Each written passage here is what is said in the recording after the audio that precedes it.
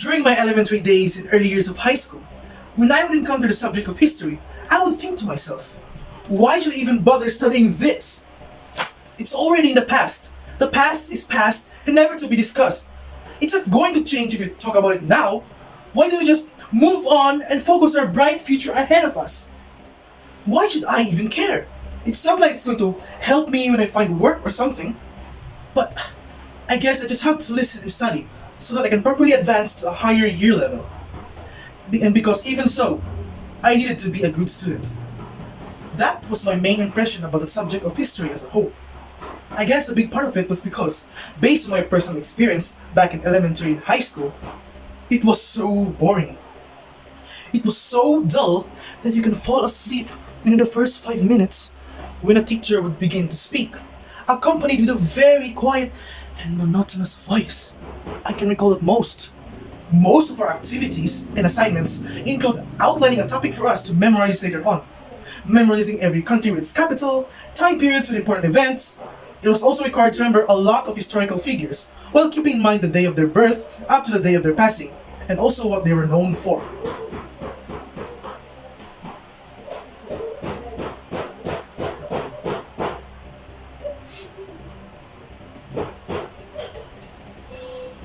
You need to memorize a lot of things, and therefore this is not an easy subject at all. But of course, some people would say otherwise. The thing is, I hate memorization. Not only my brain can't cooperate with me during memorization, I also think that you can do a lot more productive things instead of memorizing something. I sort of wish they did a more interactive way of teaching. We're bored to death, and because of that, we only learn a few lessons. If they did that, we are probably going to be more educated when it comes to history, especially Philippine history. But they didn't, and because of that, I had a bad impression for history or social studies. Well, of course, that was back then. I, of course, grew up and learned that studying history helps us understand and grapple with complex questions and dilemmas by examining how the past has shaped global, national, and local relationships between societies and people. And also the fact that it helps develop your critical thinking skills. But of course, I would still consider the subject a pain in my buttocks. But then, here comes college. I thought I wouldn't really deal with history again since I took the course for Bachelor of Science in Marine Transportation in the University College of Cebu, Lapu-Lapu, Mandaue. I mean, I understand the importance of learning history compared to when I was younger, but I still couldn't grasp how the subject was relevant in my course. And I started dreading for it, fearing on the hardships I would have to encounter once again in memorizing. But, surprisingly, compared to before, I was way more invested in our classes in college compared to what I experienced before in my elementary and high school. Maybe it was due to my instructor, or maybe because I thoroughly matured, but anyway, learning it was very fun and fulfilling because it was interesting. It made me feel deep appreciation for what our ancestors and our fellow Filipinos had went through back in the past.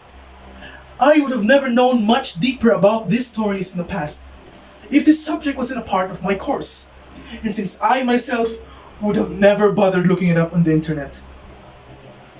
Anyway, moving on. Out of all the topics we have discussed, the journey of how our independence was claimed will always resonate with me.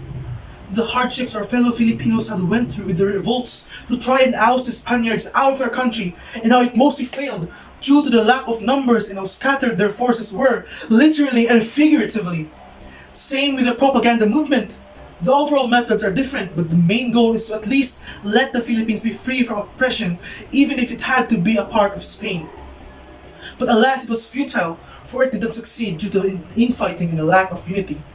The Philippine Revolution led by Andres Bonifacio was another attempt of liberating the Philippines from Spain through an exchange of blood. They fought valiantly, but still ended up in smoke because of another case of infighting amongst one another. Fast forward to the war between Spain and the United States and the Philippines. Though it resulted in Spain being defeated, it didn't mean that our independence was claimed, for we were now under the rule of the Americans, which sparked the Philippine-American War. I won't divulge the whole events, but let's just say that history repeats itself. In 1935, the Philippines became a self-governing commonwealth. Manuel Quezon was elected president and was tasked with preparing the country for independence after a 10-year transition. In 1942, the islands fell under Japanese occupation during World War II, and US forces and Filipinos fought together during 1944 to 45 to regain control.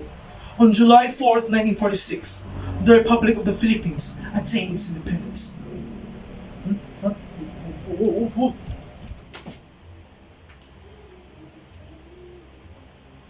The Philippines has experienced centuries worth of bloodshed and oppression. That, I think, is why we cherish our democracy and freedom above many things. Let this be a reminder that this is thanks to our fellow Filipinos who fought hard and valiantly for our nation's sake. Even if there were a lot of major setbacks and failures, our goal of attaining independence was rightfully achieved.